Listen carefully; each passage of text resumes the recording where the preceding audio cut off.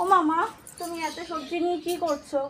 এই একঘেয়েমি নিরামিষ সবজি খেতে খেতে বোর হয়ে গেছি, কিছু অন্য খাওয়াও না। রেসিপি খাওয়াবো, পটলের ভাপা।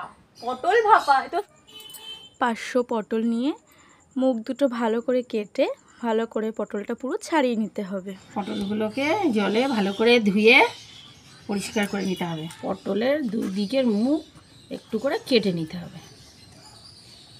এইভাবে প্রত্যেকটা পটল ভালোভাবে কেটে নিতে হবে। 2 চামচ জিরে, অল্প একটু আদা কোচানো, 5টা কাঁচা লঙ্কা আর একটা গোটা টমেটো। মশলাগুলো সব ছিলে বেটে নিলাম। গ্যাসটা জেলে তার উপরে কড়াইটা গরম করতে দিয়ে দিতে হবে। শুকনো কড়াই গরম করতে দিতে হবে, কারণ কড়াইটা গরম হলে শুকনো খোলায় 1 চামচ সাদা জিরে উল্টে পাল্টে ভেজে নিতে হবে। খানিকক্ষণ উল্টে পাল্টে নিয়ে নিতে হবে, আর যখন জিরে ভাজার একটা গন্ধ ছাড়বে তখনই এটাকে তুলে নিয়ে শুকনো খোলায় গুঁড়ো করে নিতে হবে। কড়াইটা গরম হয়ে গেছে, এবার অল্প করে ওতে তেল ঢাললাম।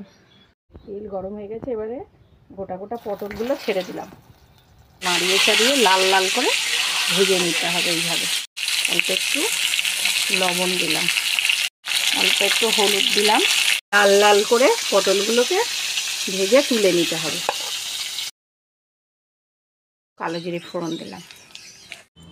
বেটে রাখা মশলাটা তেলের মধ্যে দিয়ে ভালো করে কষিয়ে নিতে হবে।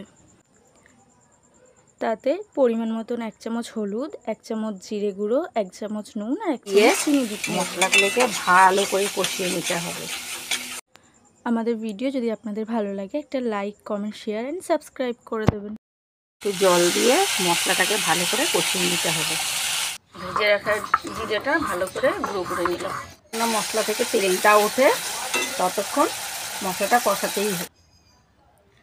5 মিনিট পর ঢাকা খুলে ফুটন্ত ঝোলের মধ্যে ভেজে রাখা পটলগুলো দিয়ে দিতে পটলগুলো হবে। সব ঝোলের মধ্যে দিয়ে আরও 2 মিনিট ঢাকনাটা দিয়ে চাপা দিয়ে দিলাম।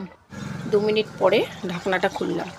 ঢাকনাটা খুলে ভালো করে নাড়ি চাড়িয়ে নিতে। 1/2 চামচ এই গরম মশলার গুঁড়ো দিয়ে দিলাম। ভেজে রাখা জিরের গুঁড়ো দিয়ে দিলাম। দিয়ে ভালো করে নাড়াচাড়া করে দিয়ে নিলাম। পটলের ভাপা রেডি হয়ে গেল। গরম গরম পটল ভাপা রেডি। এটা আমার শাশুড়ির হাতের রান্না। গরম গরম ধোঁয়া ওঠা ভাতে পটলের ভাপা খেয়ে মা দারুণ, কি এই বলবে। দিয়ে 1 থালা ভাত খাওয়া হয়ে যাবে।